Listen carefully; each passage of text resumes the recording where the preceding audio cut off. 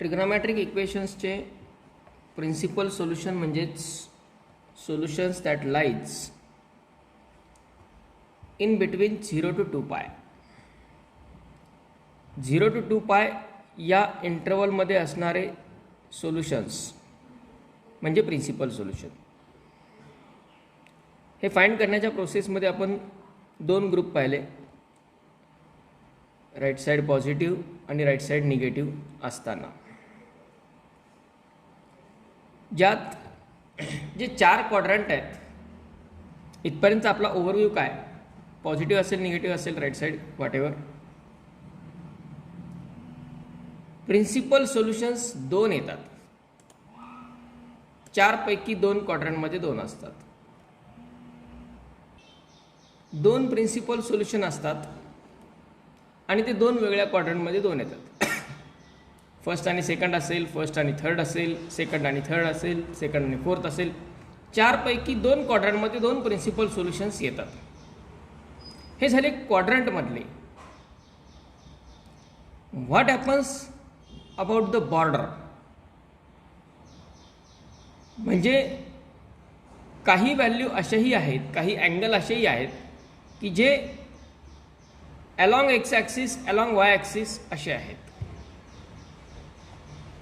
Along x axis along Y axis अशा वेळी जर अँगल असेल तर त्या ठिकाणी प्रिन्सिपल सोल्युशन प्रिव्हियस मेथडनी फाइंड करून उपयोग नाही आहे. उलट अशा ठिकाणी आपल्याला खूप डायरेक्टली हे सोल्युशन सांगता येतं किंवा फाइंड करता येतं. पण त्यासाठी आपल्याला हे जे बॉर्डरवरचे अँगल्स आहेत त्या अँगल्ससाठी ट्रिग्नोमेट्रिक रेशोजच्या व्हॅल्यूज काय येतात, कशा प्रकारे येतात ते माहिती पाहिजे. आणि ते आपण खूप क्विकली इझिली त्याचे प्रिन्सिपल सोल्युशन्स त्यावरून डिटरमाइन पण करू शकतो. इन जनरल ज्यावेळी अँगलचा टर्मिनल रे हा कुठल्या तरी क्वाड्रंटमध्ये असतो ते डिफरंट क्वाड्रंटमधले अँगल्स आपल्याला मिळतात. पण जर तो टर्मिनल रे बॉर्डरवरती असला तर मात्र त्याला क्वाड्रंटल अँगल म्हणायचं. म्हणजे अलॉंग एक्स ॲक्सिस अँगल 0 असेल पॉझिटिव्ह एक्स ॲक्सिसला, along positive y axis angle π/2, negative x axis pi, 3π/2 आणि 2π. या 4 अँगलसाठी साइन कॉस टॅन यांचा टेबल फक्त आपल्याला डायरेक्टली माहिती पाहिजे. यामध्ये 0 आणि 2π दोन्हीसाठी सेमच राहिलं किंवा आपण ठीक आहे सगळेच लिहूया. 0 त्यानंतर π/2 पाय, 3π/2 आणि 2π असे 5 अँगल गृहीत धरू आपण 4 ऐवजी. ओके. आणि trigonometric ratios sine cos tan या टेबलवरून आपण directly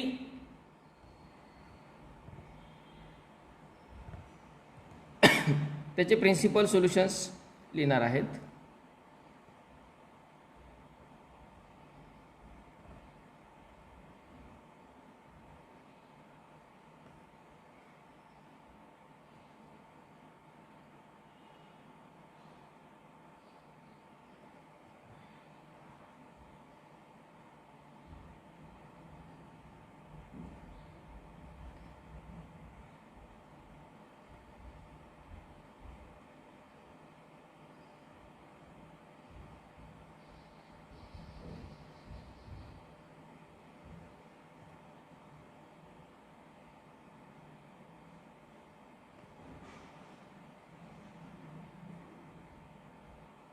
Okay. Now see here. Sin 0 sine 0ची व्हॅल्यू काय असते?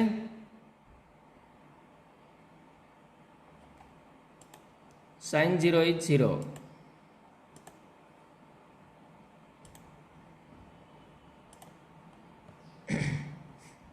साइन 90 1. साइन 180 0. साइन 270 -1 आणि साइन 360 म्हणजे साइन 2 पाय दॅट इज 0. 0 1 0 -1 0 या प्रकारे साइनच्या व्हॅल्यूज बॉर्डरवरती येत असतात. Sine 0 0, sine pi by 2 1, sine pi -1, sign 3 pi by 2 0. Sorry, sign pi 0, sign 3 pi by 2 -1 आणि परत साइन 2 पायची किंमत 0. म्हणजे ओव्हरऑल आपण याच्यावरती साइनच्या व्हॅल्यूज जर कन्सिडर केल्या, तुम्हाला ते लक्षात ठेवण्याची ट्रिक कदाचित काही जणांना आठवत असेल. जर आपण पर्टिक्युलरली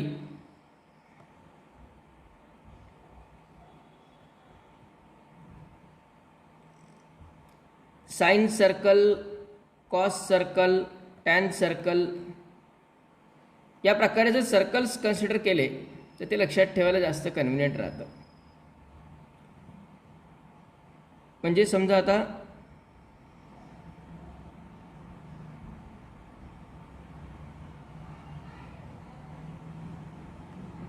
साइन आहे. आता साइनच्या व्हॅल्यूज कशा?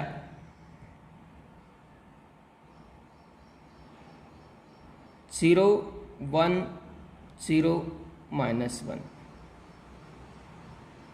म्हणजे sine 0 0, sine pi by 2 1, sine pi 0, sign 3 pi by 2 -1. म्हणजे अलॉंग एक्स ॲक्सिस साइन 0 असतो आणि अलॉंग वाय ॲक्सिस +or-1 असतो. मग अलॉंग पॉझिटिव्ह वाय ॲक्सिस असेल तर +1, निगेटिव्ह वाय ॲक्सिस असेल तर -1. अलॉंग एक्स ॲक्सिस साइनची किंमत 0 येते आणि अलॉंग वाय ॲक्सिस साइनची किंमत +or-1 येते. सिमिलर टू दॅट, जर आपण कॉसचं सर्कल कन्सिडर केलं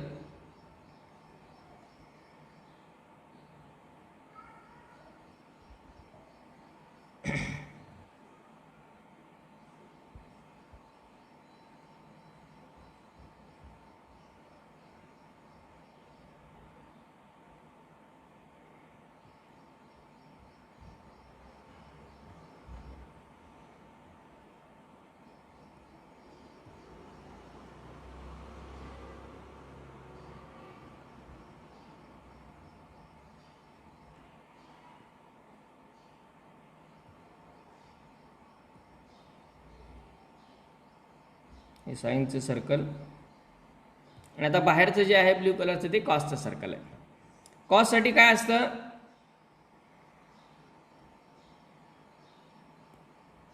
कॉस 0ची किंमत 1 येते. हे आपण कॉससाठी लिहू. कॉस 0ची किंमत 1, कॉस 90 0, -1 0. हे दोन फक्त व्हॅल्यूज लक्षात ठेवल्या व्यवस्थित की एक्स ॲक्सिसच्या डायरेक्शनमध्ये जर अँगल असेल तर साइनची किंमत 0 येते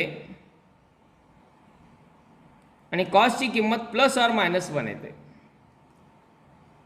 अलॉंग एक्स ॲक्सिस साइन 0 असतो. एवढं एकच वाक्य लक्षात ठेवायचं. मग अलॉंग एक्स ॲक्सिस जर साइन 0 आहे तर अलॉंग वाय ॲक्सिस साइनची किंमत +or-1 आहे आणि अलॉंग एक्स ॲक्सिस जर साइन 0 आहे तर कॉस +or- आहे. आता अलॉंग पॉझिटिव्ह एक्स ॲक्सिस गेलं तर +1, निगेटिव्ह एक्स ॲक्सिस जर अँगल असेल तर -1. याचा उपयोग आपल्याला कशा प्रकारच्या इक्वेशनसाठी करायचा आहे? समजा आपल्याला प्रिन्सिपल सोल्युशन फाइंड करायचं आहे साइन थिटा इक्वल टू 1 याचं. आता साइन थिटा इक्वल टू 1 जर म्हटलं तर आपल्या अलाइड अँगलच्या प्रिन्सिपल सोल्युशन्सच्या मेथडनुसार ते इव्हॅल्युएट करण्याची गरज नाही. साइनची व्हॅल्यू 1 ही कशी येते? Along positive y axis. आता पॉझिटिव्ह वाय ॲक्सिसला अँगल आहे π/2. पॉझिटिव्ह वाय ॲक्सिसला अँगल आहे π/2. मग या 0 पासून 2π पर्यंत प्रिन्सिपल सोल्युशन म्हणजे 0 पासून 2π पर्यंत हे 5च अँगल आहेत बॉर्डरवरचे.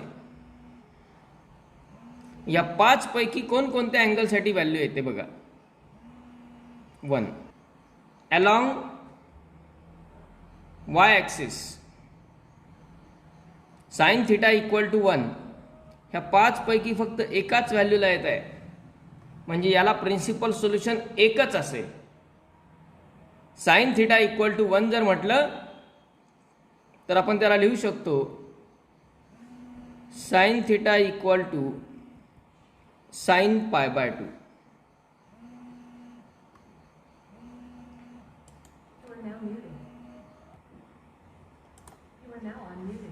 Sign theta equal to π/2 sine π/2.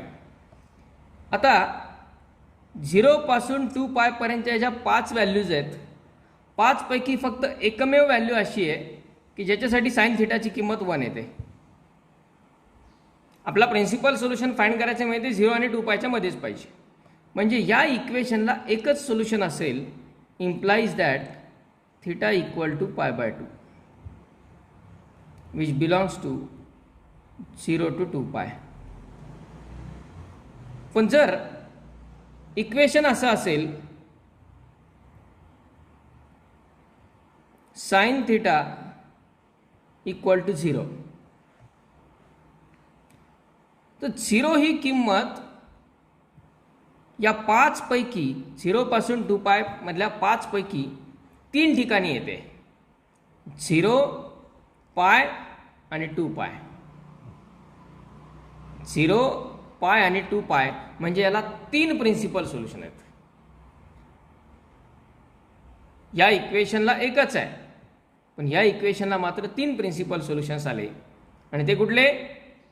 Implies that theta equal to 0, theta equal to π आणि थिटा इक्वल टू 2π. कारण ह्या सगळ्या व्हॅल्यू 0 आणि 2πच्या मध्ये येतात. त्यामुळे त्याला 3 प्रिन्सिपल सोल्युशन्स मिळाले, जे आपण डायरेक्ट सांगू शकतो, डायरेक्ट लिहू शकतो. त्यानंतर कॉसच्या व्हॅल्यूज कशा आहेत? कॉस 0 ची किंमत 1, कॉस 90 0, कॉस π, कॉस 180 -1, परत 0, परत 1.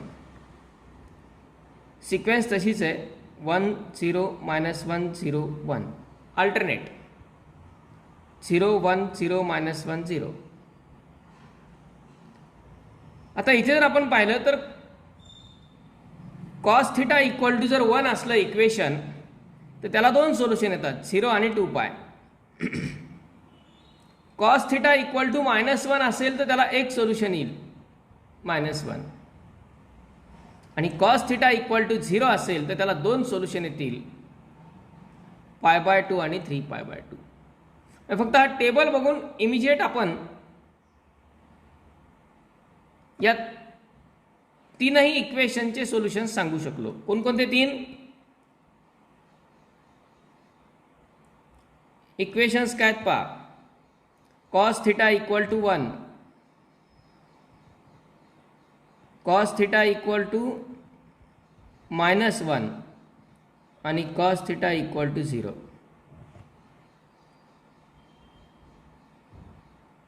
Cos theta equal to 1 implies theta equal to 0 आणि 2π. बरोबर आहे, कारण 1 ही व्हॅल्यू कॉसच्या या 2 अँगलसाठी येते.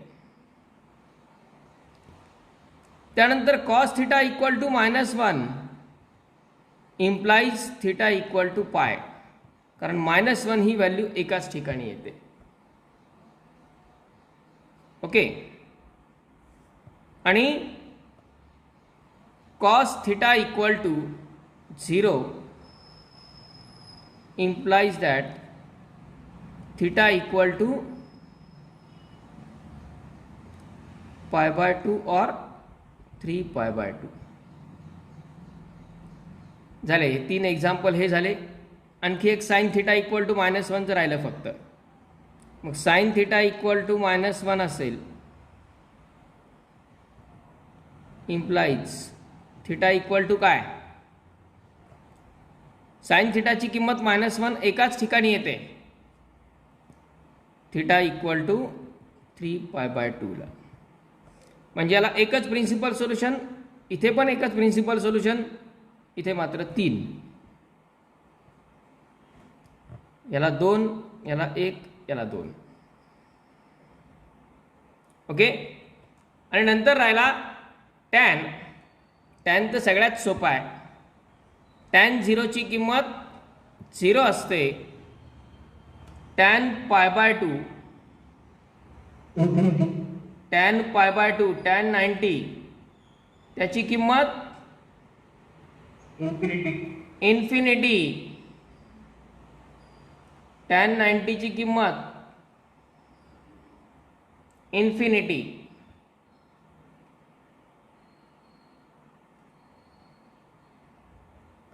टॅन पाय परत 0, tan 3 pi by 2 infinity, tan 2 पाय 0. म्हणजे टॅनसाठी अँगल 2च आहेत, एक म्हणजे 0 आणि दुसरा म्हणजे इन्फिनिटी. म्हणजे जर टॅन थिटा इक्वल टू 0 असेल that implies theta equal to, याला सोल्युशन्स कोणकोणते येतील,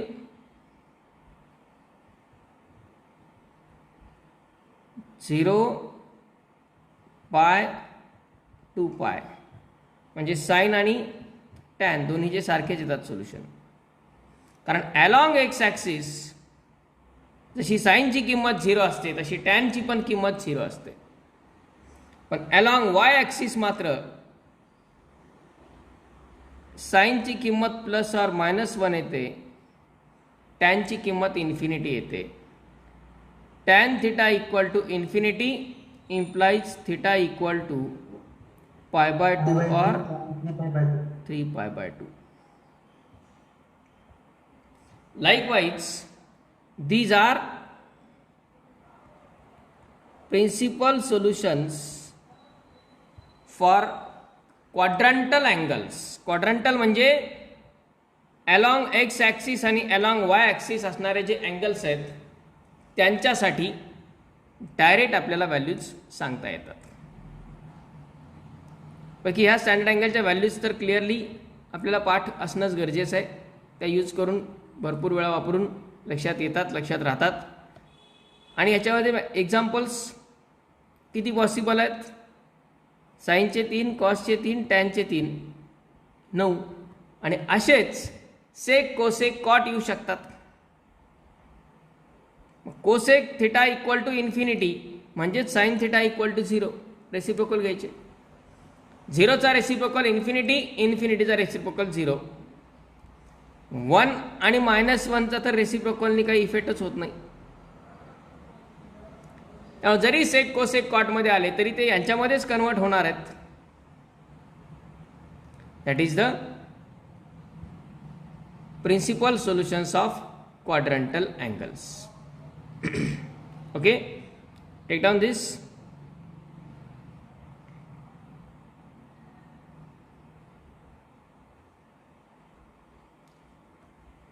Next section is general solutions.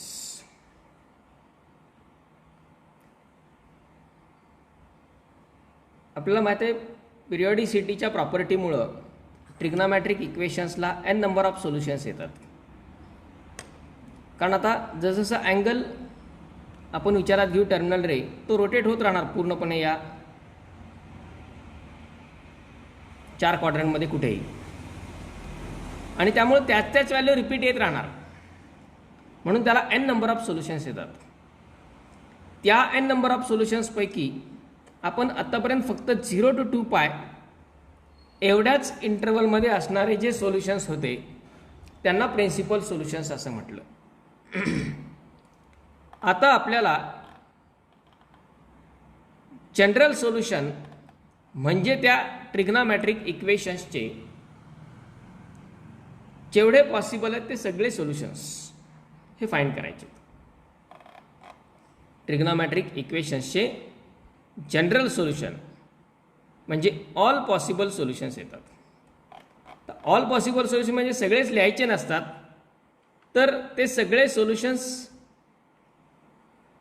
Generalised फॉर्ममध्ये म्हणजे एन इज इंटिजर जनरलाइज्ड फॉर्ममध्ये रिप्रेझेंट करायचे असतात. आणि हे रिप्रेझेंटेशन दिलेल्या इक्वेशनला अगोदर स्टँडर्ड फॉर्ममध्ये कन्व्हर्ट करायचं. हा सगळ्यात इम्पॉर्टंट ग्रुप आहे या सेक्शनमधला, कारण प्रिन्सिपल सोल्युशनवरती आपण जर पाहिलं तर ते काही 4-4 मार्कांना वगैरे विचारण्यासारखे क्वेश्चन्स दिसत नाहीत. पण जनरल सोल्युशन्सचे एक्झाम्पल्स मात्र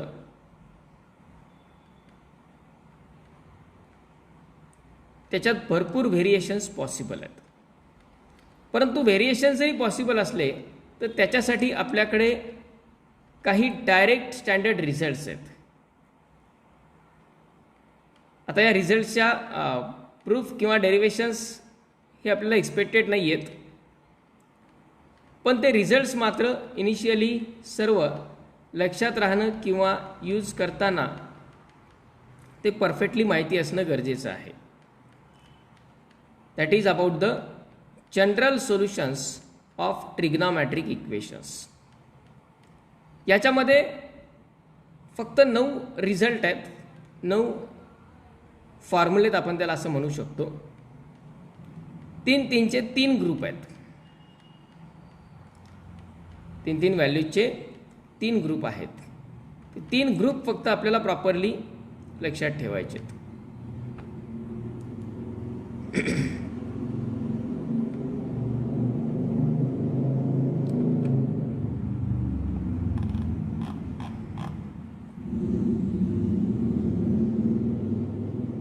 See here,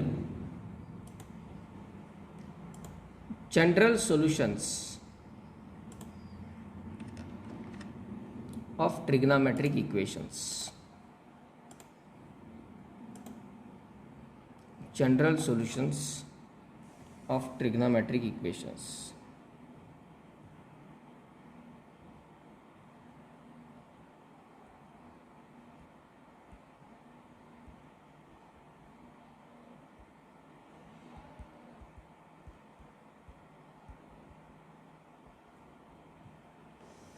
ट्रिग्नोमेट्रिक इक्वेशन्सचे जनरल सोल्युशन्स. यामध्ये हे रिझल्ट्सच आपण कशा प्रकारचे ते अगोदर बघूया. फर्स्ट ग्रुप याच्यामध्ये 3 रिझल्ट आहेत. एक म्हणजे साइन थीटा इक्वल टू 0, दुसरा कॉस थीटा इक्वल टू 0 आणि तिसरा टॅन थीटा इक्वल टू 0. सेक कोसेकॉट यात येत नाहीत, आले तरी येतातच म्हणजे एक्झाम्पल्समध्ये असतात ते, पण त्यांना आपण रेसिप्रोकल घेऊन याच फॉर्ममध्ये कन्व्हर्ट करायचे साइन कॉस टॅनच्या. आता साइन थीटा इक्वल टू 0 याचं जनरल सोल्युशन काय. यासाठी आपण याच डायग्रामचा रेफरन्स घेऊ शकतो आत्ताच्या. साइनची व्हॅल्यू 0 कुठे कुठे येते. 0, पाय, 2 पाय. 0 म्हणजे हा अलॉंग पॉझिटिव्ह एक्स आणि negative x. Along positive x axis आणि अलॉंग निगेटिव्ह एक्स ॲक्सिस साइनची किंमत 0 येते. म्हणजे साइन 0 झाला, परत साइन पाय, 2 पाय, 3 पाय, 4 पाय, 5 पाय, 6 पाय 7 पाय. म्हणजे पायचा कोणताही मल्टिपल असला तर तो अलॉंग एक्स ॲक्सिसच येणार आणि तिथं साईनची किंमत 0 येणार. पायचा कोणताही मल्टिपल. आता एखाद्या वेळी इकडनं पण रोटेट होऊ शकतं. म्हणजे मायनस पाय, -2 पाय, -3 पाय, -4 पाय या प्रकारे. आणि त्यामुळं पायचा कोणताही मल्टिपल असलेला अँगल जो आहे तो अलॉंग एक्स ॲक्सिस येणार आणि अलॉंग एक्स ॲक्सिस साईनची किंमत 0 असते. आणि त्यामुळं रिझल्ट काय, sine theta equal to 0 implies that theta equal to n pi. Sin theta equal to 0 implies that theta equal to n pi. n belongs to z.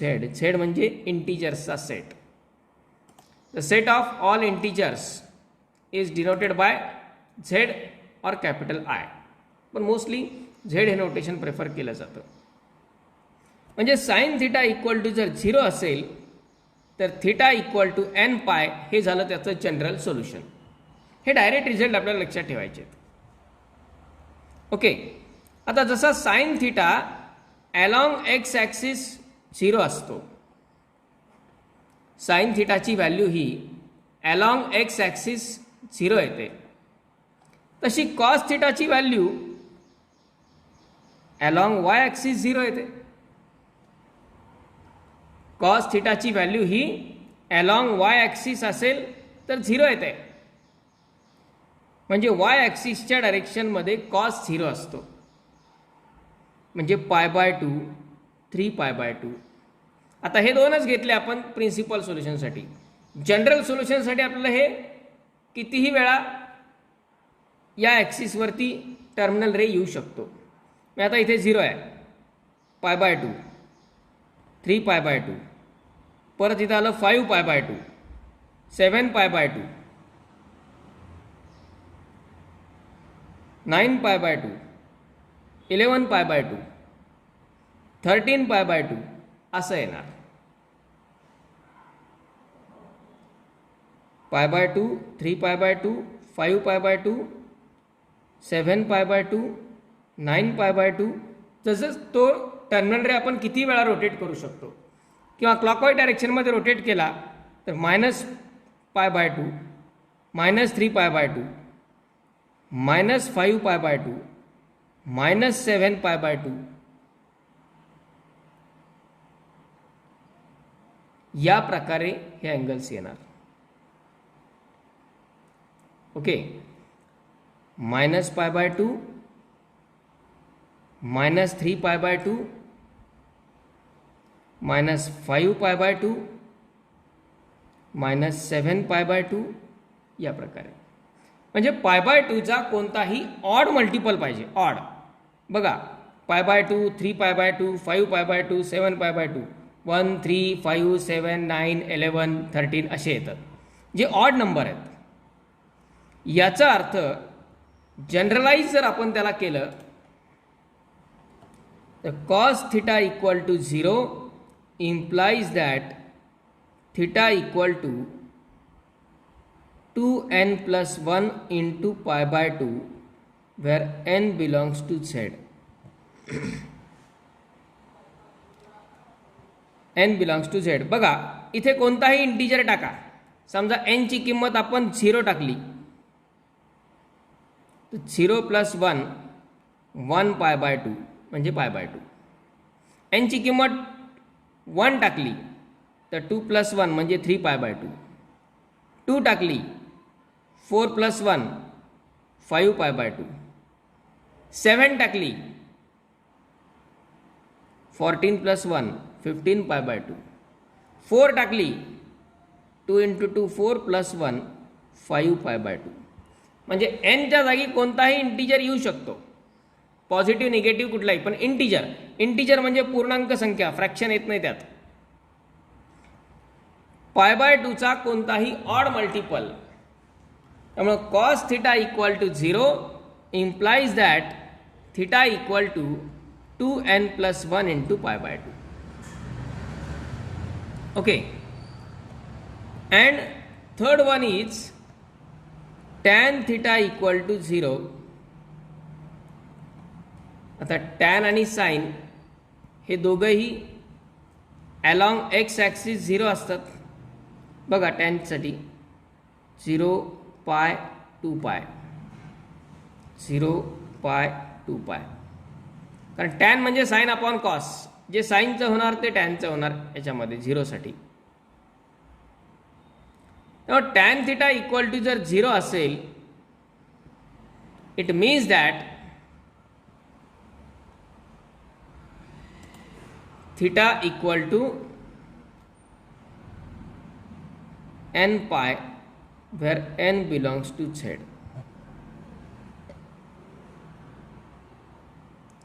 Likewise,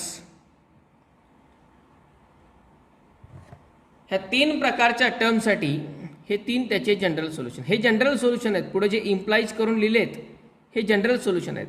म्हणजे sign theta equal to 0 असेल तर त्याचं general solution असेल theta equal to n पाय. हे आपल्याला direct लिहायचं आहे. ज्या ज्या ठिकाणी sine theta equal to 0, cos theta equal to 0, tan theta equal to 0 येतील त्या ठिकाणी आपला थिटाची व्हॅल्यू डायरेक्टली ही लक्षात ठेवायची आहे जनरल सोल्युशन म्हणून. Okay, this is first group. या फर्स्ट ग्रुपमध्ये राईट साइड 0 होती. फर्स्ट ग्रुपमध्ये राईट साइड 0 होती. Now about the second group. आता याचे डेरिव्हेशन्सची आवश्यकता नाही, हे डायरेक्ट रिझल्टच लक्षात ठेवा. सेकंड ग्रुप कसा आहे पहा.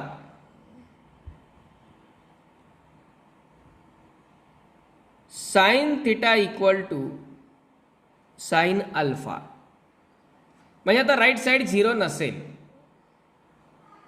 राईट साइड 0 नसेल, त्याऐवजी काहीतरी अँगल असेल 1/2 √3/2 वगैरे. म्हणजे जसं आपल्याला माहीत आहे साइन थिटा इक्वल टू 1/2 आला तर त्यालाच आपण sine theta equal to sine π/6 असं लिहितो. मग हा झाला थिटा, हा झाला अल्फा. रेशो तर आपण सारखाच ठेवतो दोन्ही साईडला. या 1/2 लाच साइन π/6 लिहिता येतं. मग हा थिटा झाला, हा अल्फा झाला. ओके, आता प्रिन्सिपल सोल्युशनसाठी आपण अलाइड अँगल, को टर्मिनल अँगल वगैरे सारख्या कन्सेप्ट वापरतो. जनरल सोल्युशनसाठीही तेच केलं गेलेलं आहे यांच्या डेरिव्हेशनसाठी, पण आपल्याला डायरेक्ट रिझल्ट महत्त्वाचा आहे. Sine theta equal to sine alpha implies that theta equal to n pi plus -1/n into alpha where n belongs to z. म्हणजे जर या स्वरूपात इक्वेशन आलं, आपल्याला दिलेल्या प्रत्येक इक्वेशनला ह्या 9 पैकी वेगळ्या फॉर्ममध्ये कन्व्हर्ट करायचं आहे आणि मग डायरेक्ट हे फॉर्म्युले वापरायचे. मग ते कन्व्हर्जन करण्यासाठी आपल्याला बाकी इतर भरपूर ट्रिग्नोमॅट्री लागणार आहे. वेगवेगळे ट्रिग्नोमॅट्रिकल रिझल्ट्स वापरून आपल्याला ह्या फॉर्ममध्ये त्याला कन्व्हर्ट करायचं. ते आपण एक्झाम्पलमध्ये पाहणार आहेत कशा प्रकारे करायचं ते. आणि जेव्हा ते ह्या फॉर्ममध्ये येईल तेव्हा हा रिझल्ट आपण वापरू शकणार आहेत. Theta equal to n pi plus -1/α. म्हणजे फॉर एक्झाम्पल आत्ता जे म्हटलं होतं साइन थिटा इक्वल टू 1/2 असेल तर त्याला आपण sine theta equal to sine π/6 असं लिहिणार. मग हा थिटा, हा अल्फा. म्हणजे theta equal to general solution काय, implies that n pi plus -1/n into, बाकी कुठेच काही बदल करायचा नाही आहे. आपला फक्त ही अल्फाची किंमत टाकून द्यायची आहे. That is π/6 n belongs to z. हे झालं त्याचं जनरल सोल्युशन. डायरेक्ट रिझल्ट्स आहेत. त्यामुळं प्रिन्सिपल सोल्युशनसाठी तरी कुठला क्वाड्रंट, पॉझिटिव्ह, निगेटिव्ह हे सगळं विचार करत बसावा लागतो. इथे त्याची आवश्यकता नाही, पण या फॉर्मॅटमध्ये कन्व्हर्ट करण्यासाठी आपला इतर ट्रिग्नोमॅट्रीचा वापर करावा लागतो. ओके, मग आता हे रिझल्ट्स आपण सगळे एकदा नोट डाऊन करून घेऊ आणि मग त्यांचा यूज करायला सुरू करू एक्झाम्पल्समधून. So sine theta equal to sine alpha implies that theta equal to N pi plus -1 raised to alpha N into alpha. Similar to that, cos theta equal to cos alpha implies that theta equal to 2n pi plus alpha n belongs to z. cos theta equal to cos alpha जर असेल तर त्याचं general solution काय? theta equal to 2n pi plus alpha where n belongs to z. Third one is tan theta equal to tan alpha implies that theta equal to n pi plus alpha where n belongs to z.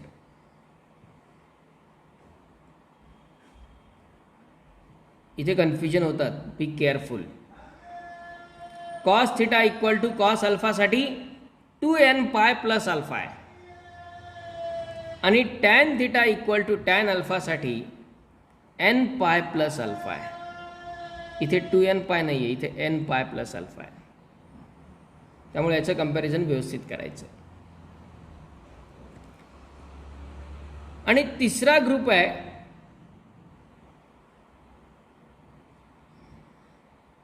या तिसऱ्या ग्रुपमध्ये term अशा असतात, या फॉर्ममध्ये येतात काही वेळा sine square theta equal to sine square alpha किंवा cos square theta equal to cos square alpha आणि tan square theta equal to tan square alpha या फॉर्ममध्ये टर्म येतात. Sine square theta equal to sine square alpha, cos square theta equal to cos square alpha, tan square theta equal to tan square alpha. या दोन्हीमध्ये फरक लक्षात घ्या. इथे square आहेत, रेशो सारखेच आहेत दोन्ही साईडचे, पण इथे स्क्वेअर आहेत. आता जर अशा प्रकारचं कॉम्बिनेशन आलेलं असेल तर मात्र या तिन्हीसाठी सोल्युशन एकच आहे. त्यासाठी 3 वेगळे सोल्युशन्स लक्षात ठेवण्याची गरज नाही. इम्प्लाइज दॅट असं आपण तिन्हीसाठी सेपरेट सेपरेट लिहू शकतो, पण ते एकच सोल्युशन येतं. That is theta equal to n pi plus और minus alpha n belongs to z. म्हणजे आता डिफरन्स लक्षात घ्या. इथे 2n पाय प्लस अल्फा आहे, इथे n पाय प्लस अल्फा आहे आणि इथे n पाय प्लस और मायनस अल्फा आहे. आता या तिन्हीसाठी सोल्युशन एकच काय येतं? तर हे ॲक्च्युली स्क्वेअर असल्यामुळं आयडेंटिटीजचा वापर करून यातलं कुठल्याही एका इक्वेशनला आपण दुसऱ्या फॉर्ममध्ये कन्व्हर्ट केलं की तेच येतं. म्हणजे फॉर एक्झाम्पल आपल्याकडे इक्वेशन असं आहे, cos square theta equal to cos square alpha.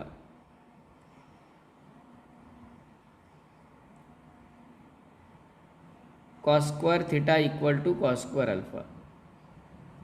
आयडेंटिटीनुसार आपण कॉस स्क्वेअर थिटालाच 1 मायनस साइन स्क्वेअर थिटा लिहू शकतो आणि कॉस स्क्वेअर अल्फालाच 1 मायनस साइन स्क्वेअर अल्फा लिहू शकतो. दोन्ही साईडचा 1 1 कॅन्सल, राईट साईडला शिफ्ट केल्या टर्म, लेफ्ट साईडला शिफ्ट केल्या, दोन्ही साईडला मायनस मल्टिप्लाय केला तर काय मिळणार? म्हणजे हेच पहिलं इक्वेशन मिळणार. म्हणजे इक्वेशन हे जरी असलं तरी त्याला याच्यात कन्वर्ट करता येतं. आता हे जरी असलं तरी त्याला ह्याच्यात कन्वर्ट करता येईल. टॅन स्क्वेअरला आपण सेक स्क्वेअर मायनस 1 लिहू शकतो आणि मग सेक स्क्वेअरचा दोन्ही साईडचा रेसिप्रोकल घेतला की कॉस स्क्वेअरमध्ये येईल आणि कॉस स्क्वेअरला परत असंच साइन स्क्वेअरमध्ये कन्वर्ट करता येतं. हे सगळं करत बसण्याची गरज नाही आहे, आपल्याला करायचं नाही आहे. फक्त ह्या तिन्हीसाठी सोल्युशन एकच येतं. ह्या तीनपैकी कोणत्याही एका फॉर्ममध्ये इक्वेशन आलं की त्याला आपण डायरेक्ट हे सोल्युशन लिहू शकतो. Theta equal to N pi plus or minus alpha. Theta equal to N pi plus or minus alpha. म्हणजे या 3 ग्रुपमधले हे 9 रिझल्ट्स ओव्हरऑल तसे 7च आहेत. हे 3 आणि हा 1. हे 7 रिझल्ट्स आपल्याला परफेक्टली लक्षात पाहिजेत या पुढच्या सेक्शनसाठी to find the general solution. Okay, take down this, right down this.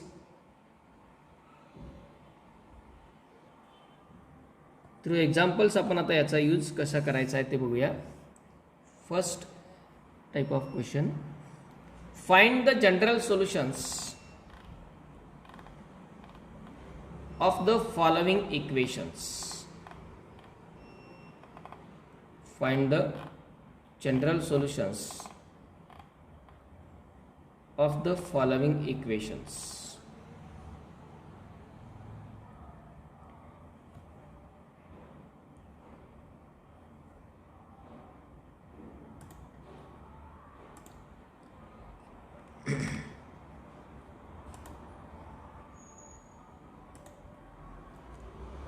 Number 1,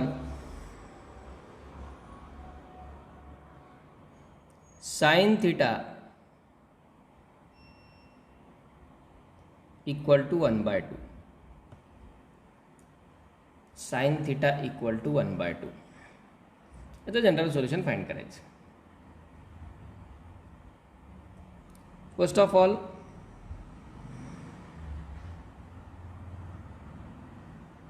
यालाही तसंच 2 sin theta minus 1 equal to 0 असंही विचारलं जाऊ शकतं प्रिन्सिपल सोल्युशनसारख्या फॉर्मॅटमध्ये, किंवा कोसेकच्या फॉर्ममध्ये पण विचारलं जाऊ शकतं. Cosec theta equal to 2. Cosec theta equal to 2 म्हणजेच sine theta equal to 1/2. Okay, sine theta equal to 1/2 आहे. 1/2 ही व्हॅल्यू साइनच्या कुठल्या अँगलसाठी येते? अगोदर फर्स्ट क्वार्टरमधला एक बेसिक अँगल आपल्याला शोधून लिहावाच लागतो. साइन 30 म्हणजेच π/6. 1/2लाच आपण साइन π/6 असं लिहू शकतो. 1/2लाच आपण काय लिहिलं? साइन π/6. आता आपल्यासमोर टर्म आली sine theta equal to sine π/6. ही टर्म आपल्या जनरल सोल्युशनचे जे रिझल्ट्स आहेत त्या पूर्ण लिस्टमधल्या कुणासारखी दिसते? हे 3 आणि हे 3 असे 9 जण ऑब्झर्व करायचे. ह्या 9 पैकी ती टर्म कुणासारखी दिसते आहे? Sine theta equal to sine alpha. कारण 0 तर नाही आहे राईट साईडला. Sine theta equal to sine alpha याच्यासारखी दिसते आहे. Sine theta equal to sine alpha असेल तर थिटा काय? n pi plus -1/n into alpha. n belongs to z. म्हणजेच या ठिकाणी आपला तो रिझल्ट लिहावा लागेल. Since sine theta equal to sine alpha implies theta equal to n pi plus -1/n into alpha. n belongs to z. Result लिहायचा प्रत्येक एक्झाम्पलला ब्रॅकेटमध्ये result लिहायचा.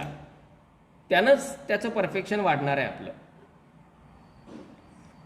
Sign theta equal to sine alpha implies theta equal to n pi plus -1/n into alpha. मग इथे theta म्हणजे थिटाच आहे आणि alpha म्हणजे π/6 आहे. Therefore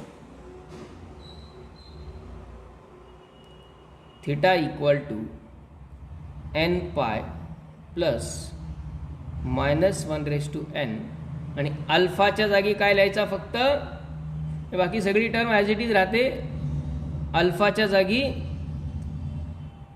π/6 where n belongs to z.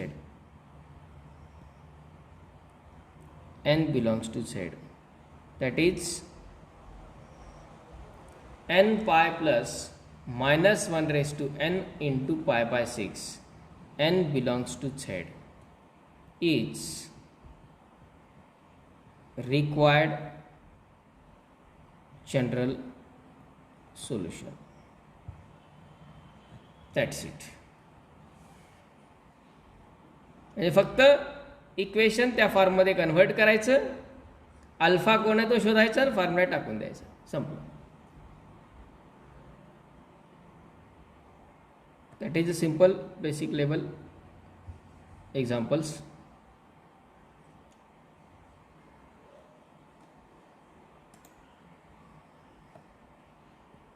आता असे हे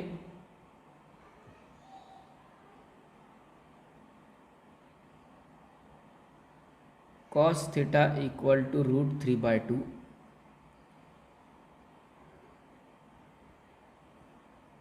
tan theta equal to 1/√3 आणि cot theta equal to 0.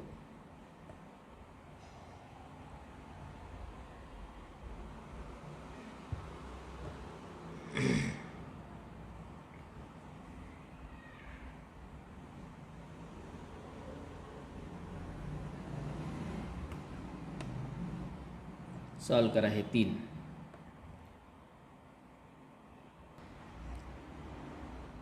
cos theta equal to √3/2 हे असं लिहायचं. हां, कुठला फॉर्म्युला वापरला आहे ते लिहायचं आणि n बिलॉंग्स टू झेडला तर विसरायचंच नाही. cos theta equal to √3/2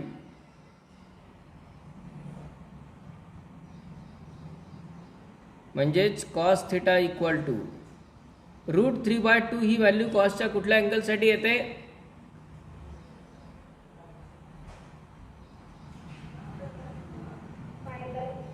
π/6 30 degrees. आणि मग फॉर्म्युला कुठला वापरायचा आहे? cos theta equal to cos alpha. अल्फाची किंमत तीच. cos theta equal to cos अल्फाचा काय रिझल्ट आहे तो लिहायचा. काय रिझल्ट आहे?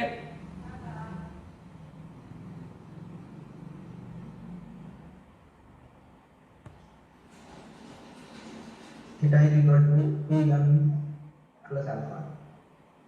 theta equal to 2n pi plus alpha. Alpha म्हणजेच π/6 n बिलॉंग्स टू झेड. हे झालं जनरल सोल्युशन. आलं असं? Yes. Yes, sir. त्यानंतर tan theta equal to 1/√3.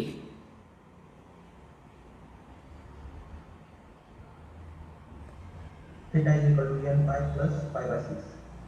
tan theta equal to 1/√3 म्हणजेच tan theta equal to tan π/6.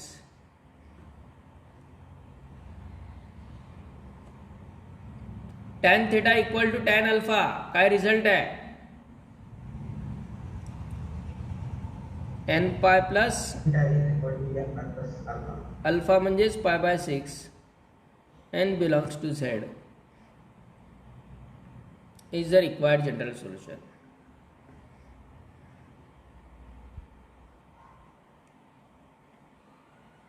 Okay.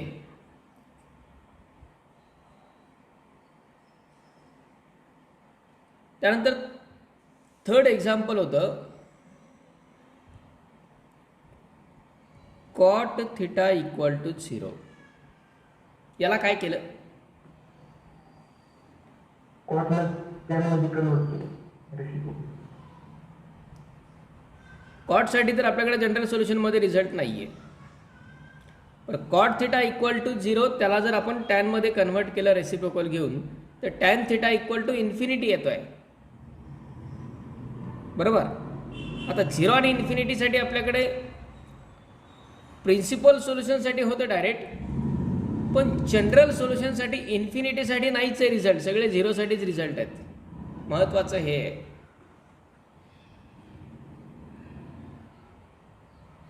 तयार करता येतील, पण स्टँडर्ड रिझल्ट आपल्याकडे फक्त 0साठीचे आहेत, इन्फिनिटीसाठीचे नाही आहेत. मग जर आपण कॉटला टॅनमध्ये कन्वर्ट केलं तर tan theta equal to infinity येतो आहे, पण आपल्याकडे टॅन थिटा इक्वल टू इन्फिनिटीचा रिझल्ट नाही आहे. मग काय करायचं?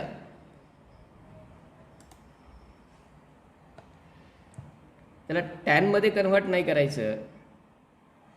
कॉट थिटालाच आपण cos theta upon sine theta लिहू शकतो इक्वल टू 0. आता हा डिनॉमिनेटर पलीकडे 0ला मल्टिप्लाय केला तर तो 0 होऊन जाईल. म्हणजेच cos theta equal to 0 and cos theta equal to 0 implies theta equal to 2n plus 1 into pi by 2 n belongs to z. तर 2n plus 1 pi by 2 म्हणजे pi by 2 चा मल्टिपल. बघा, pi by 2 च्या कोणत्याही मल्टिपलसाठी टॅनची किंमत इन्फिनिटीच येते. टॅनची किंमत इन्फिनिटीच येते. त्यामुळे आपण टॅन थिटा इक्वल टू इन्फिनिटीला हा रिझल्ट वापरू शकतो, पण ते उगीचच फॉर्म्युले वाढत चालतात. त्यामुळं या प्रकारे जाऊ शकतो आपण. Okay.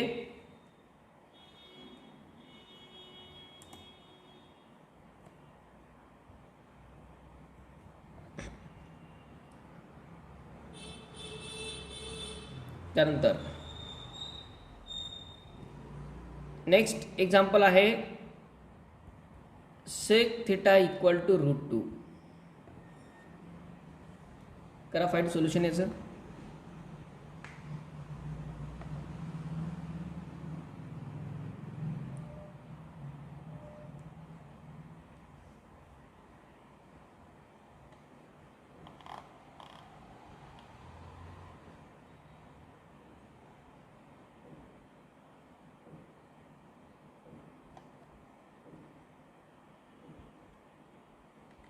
Theta is equal to 2n plus or minus pi by 4 n belongs to z. Theta equal to 2n pi 2n pi plus plus or minus pi by 4.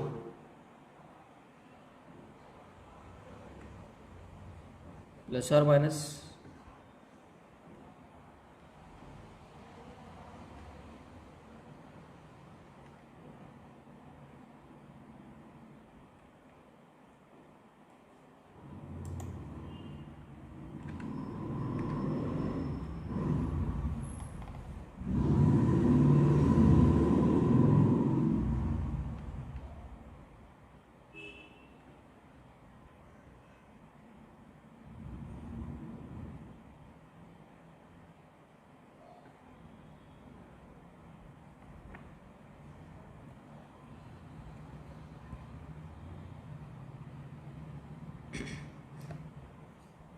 Cos theta. हा cos theta equal to cos alpha.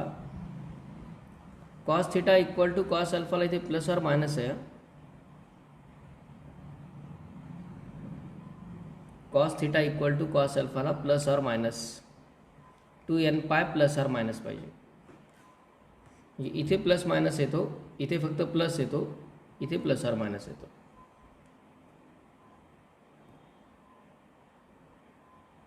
त्यामुळं कॉसचं इथे पण solution plus or minus येईल. याही एक्झाम्पलमध्ये plus or minus येईल कॉसचं 2n pi plus or minus pi by 6. तर sec theta equal to √2 म्हणजेच cos theta equal to 1/√2. Cos theta equal to cos pi by 4 असंच येईल. Theta equal to 2n pi plus or minus pi by 4. Theta equal to 2n pi plus or minus pi by 4.